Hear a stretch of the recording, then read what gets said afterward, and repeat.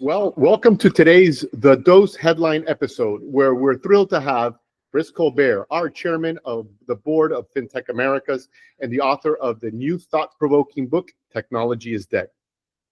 Chris, as many of you already know, brings a wealth of experience from his career as an entrepreneur, innovator, and leader in the fintech space.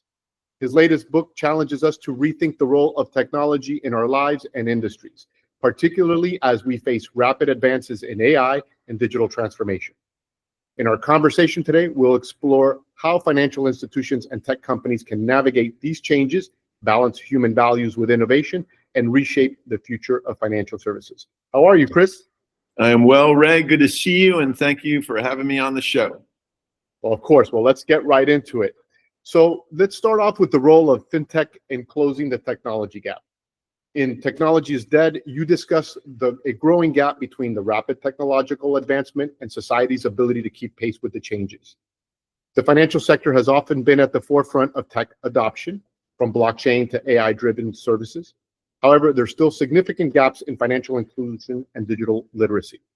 How do you see fintech playing a role in closing this gap, especially when it comes to underserved communities and emerging markets? What are some specific ways fintech companies can ensure that technological advancements contribute positively to society? It's a great question. I think there are a couple of layers to the answer. Layer one goes back to, I think, the first time I spoke at Fintech Americas conference back in, I think it was 2019.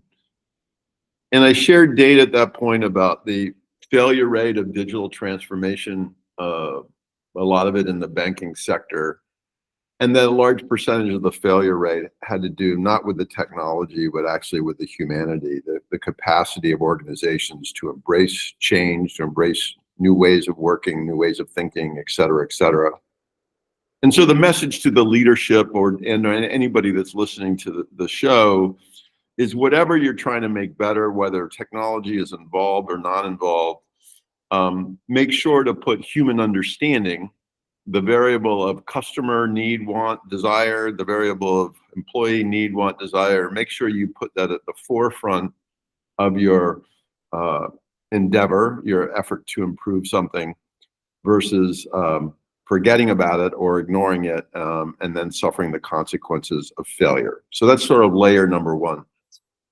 Layer number two goes to my belief, and it's shared by, I think, increasingly by organizations, both public and private around the world, that one of the mistakes we've made as a species and/or a system and/or a society is that we have not been clear on the intention, or maybe more pointedly, the intention of all this has not been sufficiently dimensional. And by that I mean, for decades, if not centuries, the intention of the system, the intention of companies, the intention of countries has been primarily focused on economic growth.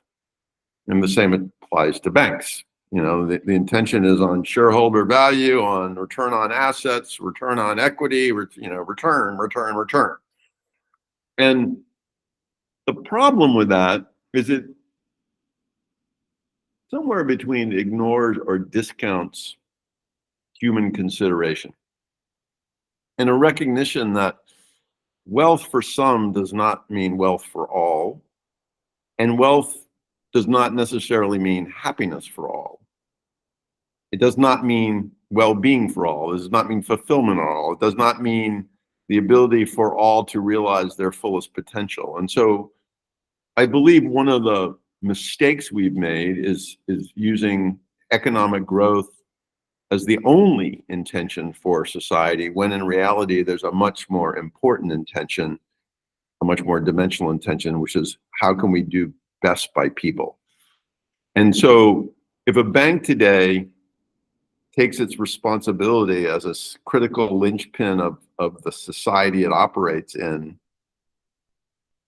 it makes sense then for the bank to consider a more dimensional intention, which is how are we contributing to the health of the community we serve? Not just the financial health, the physical health, the mental health, the spiritual health. Is the community we serve growing in its happiness, in its well-being, in its capacity to realize its potential, to take risks, to collaborate? Like, is the entity a fundamentally healthier entity in every form? So if a bank or financial institution takes a more dimensional view of its intention and its role in society, then de facto, things like digital literacy, right, and financial inclusion become as important as launching a new app to enable, whatever. And I think that's the message is, there's this neat opportunity among the financial sector, not just in Latin America, but around the world, to dimensionalize the intention of the institution to deliver more dimensional value to the communities and customers it serves. That wealth alone is insufficient. It has to be whole human well-being. Does that make sense? Totally. And Chris, I mean, you mentioned a lot the human centricity of technology, and you just talked about sort of the intersection with financial services. It's a key theme of your book, of how the need to get technology to serve humanity rather than the other way around. And you just mentioned the financial sector, there's the strong focus on customer centricity, but sometimes this translates more into buzzwords than any actual impact, as you're mentioning here. I think it's more wrapped around the idea of the app as opposed to what impact the app can potentially have from a human-centric perspective. So taking that into account, how can banks and fintech companies authentically prioritize human-centric approaches that you talk about, the issues you talk about, the mental health, the financial well-being, some of these broader themes, and include them in their strategies and operations? Can you share some examples where the shift has led to meaningful changes in how financial services are delivered? I think I can, but I think more importantly, I have a couple of anecdotes. One was, remember Sam Walton, the founder of Walmart? Of course. Sam's claim to fame, and not claim to fame, but he would often, when people asked him about the success of Walmart, which was profound, particularly at the time, he would explain it through the lens of, well, I just went to talk to the customers. He was on the road 300 days out of every year for decades. 300 days a year, he was visiting stores and standing in the aisle of his stores, talking to the employees and talking to the customers. And you're like, well, what's the big deal about that? Like, who cares? It's just, it's good customer service. Like, bullshit. That's intimacy. When you are actually looking the customer in the eye and the customer is sharing his or her desires, fears, wants, frustrations, that's the fodder you need, the insight you need to fashion and form a business, the systems of the business, the interfaces of the business, the products of the business that meet the customer where the customer is. And I would argue, and I don't mean to be cruel, but I would argue the banking sector, not just in Latin America, globally, is profoundly disconnected from the truth of its customers. I use as my example, I've been a customer of Bank of America for, I don't want to say, 30 years. They have no idea who I am. They have no idea what I desire. And oh, by the way, because of all my assets are with Merrill Lynch, which is now part of Bank of America, I actually they have a lot of my money. They have almost all my money, which is not an insignificant amount of money.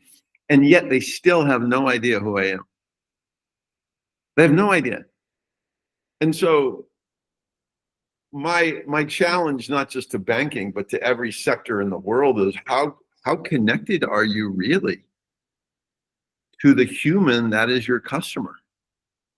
And you're like, well, we're a big bank. We don't have the time for that. I'm like, oh, beware of that, man. Because the minute you start losing connection with the truth of your customer is the minute you start inventing stuff that they don't want or creating stuff that doesn't work. You know, I think examples of where the financial sector has done pretty well, although I could argue it was a complicated technological task, but it was a simple application task, is in payments. And, you know, I marvel at, you know, this is my wallet. Like I went to the gym this morning and I'm like, oh, I forgot my actual wallet. I'm like, I don't need my wallet.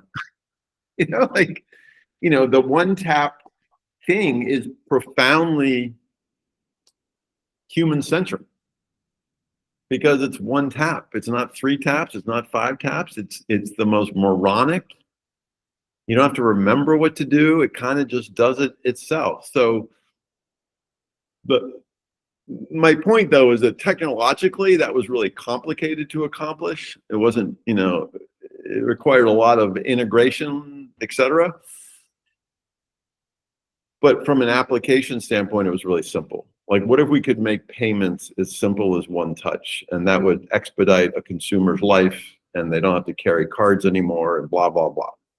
So it can be done. It's just, I think in the course of, call it more other more complicated aspects of banking, particularly because of legacy systems, because of regulations, it's hard to get to that level of simplicity. But that doesn't obviate the need for all of everybody in a bank to get closer to the customer. I mean, it reminds me of years ago, I did a strategy session for a big regional bank here in New England. And I asked, there was like 9 executives for over a 3-day period. I asked them, how many of you have taken out a checking account in your bank? 0. You know, and then there was this other moment where I asked the head of retail. He was sitting across the table from that guy who was the head of commercial banking. And I said, let's pretend the first guy's John, the second guy's, you know, Jerry. I said, John, what do you think Jerry's problem is? What do you think Jerry's biggest problem is? So I'm asking the retail guy what he thinks the commercial guy's biggest problem is. And John looks at me and goes, I have no idea. And I think that's another example. So there's not just human understanding, you know, bank to customer. There's human understanding within the bank. Does retail understand commercial's challenges and vice versa? Because the whole thing is the value proposition. They're not, you know, and we talked about this last year at the conference. This idea of humans like to put things in simple boxes. So retail is in a box and commercial's in a box. But to the market, they're not boxes. The bank is the bank, and everything adds up to a value proposition or not. And the more integrated everything is in the bank, the more everybody understands what everybody's priorities are, the greater the likelihood the bank is creating things that are of value to the customer. Well, it's something we've always evangelized here at Fintech Americas, you know, to many financial institutions. It's a transaction, but to the customer, it might be one of the most important decisions they're ever making. And there's a gap between the connectivity of those two approaches, and sort of being able to connect on a human level, where the enormity of the decision that the customer is facing is felt and appreciated by the financial institution delivering it. I mean, that's one of the big challenges of really connecting in a meaningful way with customers. Yeah, and you know, I think a lot of the big guys and maybe even the mid-sized guys have this position of, well, we're too big to get close to the customer. I bet you Bank of America is like, you know, we're just too big. And what I'm proposing is not a massive systems build of how we're going to get connected to the customer. I'm not proposing doing more quantitative research. I'm actually proposing doing a Sam Walton and, you know, once a month, once a quarter, the senior executives on your team are going to go hang out in a branch for a day. It doesn't. My point is, it doesn't have to be overly overbuilt or overly scientific. And Well, I think the other thing I'll say is, like, remember that whole "too big to fail" 2008, that whole stuff. I think there might be a sensibility in banking is that it's almost like we're too big to serve. Like, we couldn't possibly understand our customers to that level of intimate detail. And you're like, then what? Why do you exist? Well, Chris, this is the first of various conversations that we'll be having, and you'll be presenting a keynote at our Fintech Americas Miami 2025 conference taking place this next March 18th through the 20th at the Fontainebleau Hotel in Miami Beach. That's number 10? 11. Year 11. Amazing. I mean, last year was unbelievable. I mean, we had record attendance, right? Yeah, and so we're expecting over 1,300 people this year. We'll easily clear over 200 financial institutions and over 150 fintechs. So this promises to be our biggest and most impactful conference yet.